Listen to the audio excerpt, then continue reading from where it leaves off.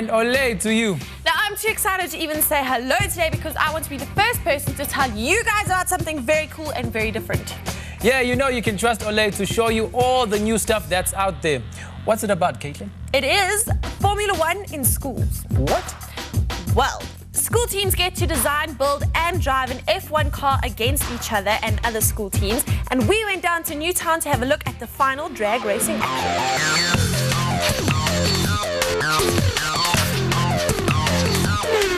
The F1 Schools Challenge is a competition open to all South African secondary schools to design and manufacture model F1 racing cars. Teams then compete against each other in a national championship to determine the best engineered and fastest car in SA. People come here and we have to form a team that's going to create a car basically. We have to go through sponsorship, advertising, publicity and trying to design a car from start using research aerodynamics to build a car that would move on race day and hopefully be win and successful. Saqala ukwenza imoto ngoJanuary notisha we-technology. Saqala sayidesign imoto, saqeda safuna isponsor. Sathola isponsor, sasinceda sakhuluma indaba yethu ukuthi sicela imali, sicela nisincede ngendaba yokuthi sifuna ungenela ku-race ye-F1.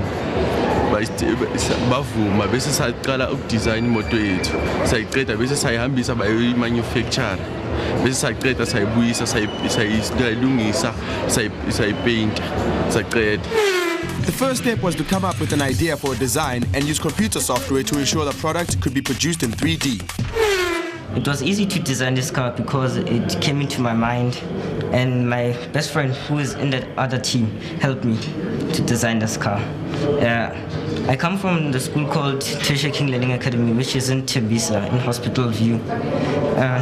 I gave this car a name and its name is Rampage and the name of my team is called the Silver Samurais. The wind tunnel is used to determine the aerodynamics of the final model.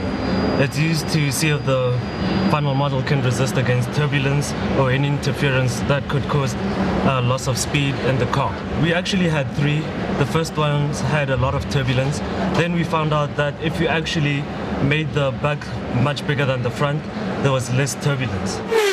Once the designs were complete, the electronic files were sent to a manufacturing center for machining the 3D wooden model. These cars were then returned to the school teams for final painting and assembly. Everybody had a part to play.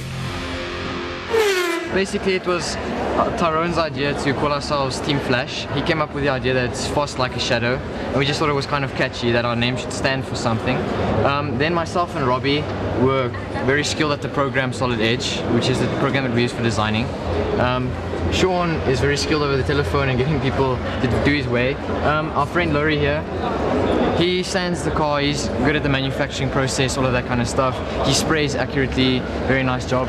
Then Tyrone also designed the graphics, the backgrounds that you see here, all of the backgrounds of our portfolio and basically just how our team gets put to the public. My name is Dumasani. I'm from the team Toxic Velocity. Right, we assigned different people for different tasks. I'm the manufacturing engineer, he was the team manager, and he was the graphic designer. We got together this year to design a car. This is our first race and we are very excited. Our first race went very well. Reaction time was 0.38, so that's really good. The F1 project was also a fantastic way to make science a more popular subject in schools, which in turn might encourage youngsters to keep up with the subject after matric and boost the number of South African scientists. What they're gaining here is university level engineering knowledge, which is mind-blowing, from aerodynamics to computer-assisted design to computational fluid dynamics, stuff which is third year, fourth year university. I've never actually liked science, but after this project came we had to study and then you saw how your car actually works. It's amazing at how science affects real life. And I've actually really enjoyed this project. Each model had to be designed according to stringent specs, and all the teams were judged on weight, design and presentation, as well as how well their car performed down the straight.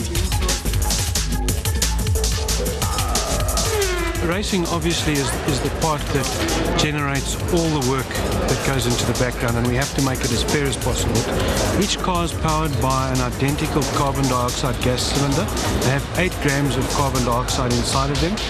The starter mechanism punches a hole in the back of the cylinder and the car flies down the track.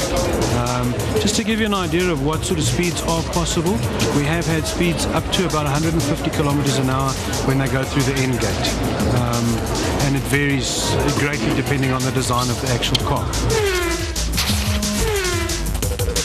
We have to view the cars in slow motion because with times like 1.1 and 1.2 seconds, these cars were motoring down the straight.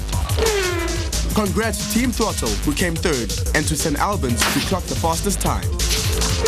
We did very well. I mean, we third place, 1.173, so very, very good. And it's our first time coming here. Yeah, it's our first time.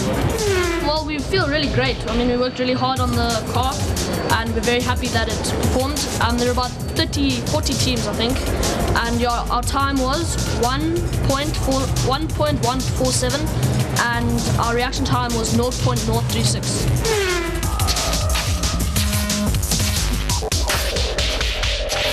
I admit, Caitlin, that was really different and interesting. And just think about this. We are getting the future Formula One champs started at school level. So there are going to be big things happening for South Africa in the Formula One arena.